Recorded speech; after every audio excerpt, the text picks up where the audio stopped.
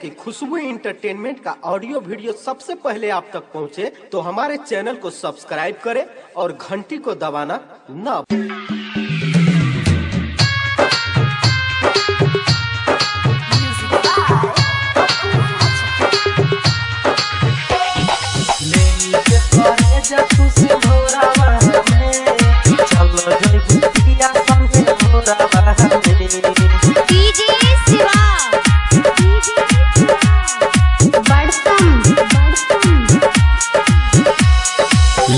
के करे जा तू सिंघोरा बहा में चल जइबू पिया संगे भोरा बहा में चल जइबू पिया संगे भोरा बहा में ले के करे जा तू सिंघोरा बहा में चल जइबू पिया संगे भोरा बहा में हम के रोला के जइबू भुला के जिंदगी बदल देलू लोरा बहा के ले के करे जा तू सिंघोरा बहा में चल जइबू पिया संगे भोरा बहा में करे जा तू सिंघोरा बहा में चल जइबू पिया संगे भोरा बहा में डीजे सनी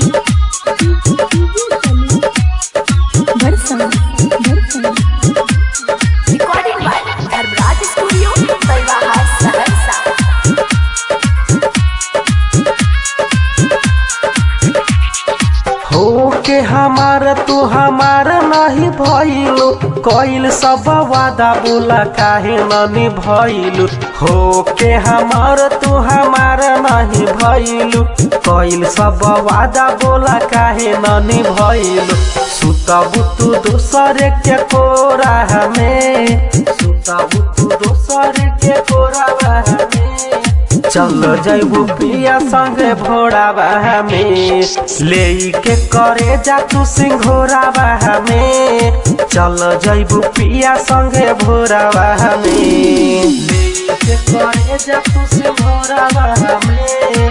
चल जइबू पिया संगे भोरा बहा में डीजे शिवा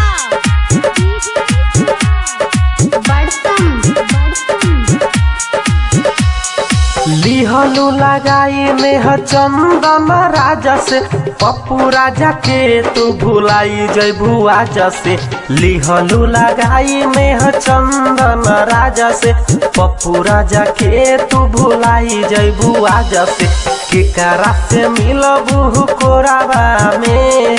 केकरा से मिलबू कोराबा में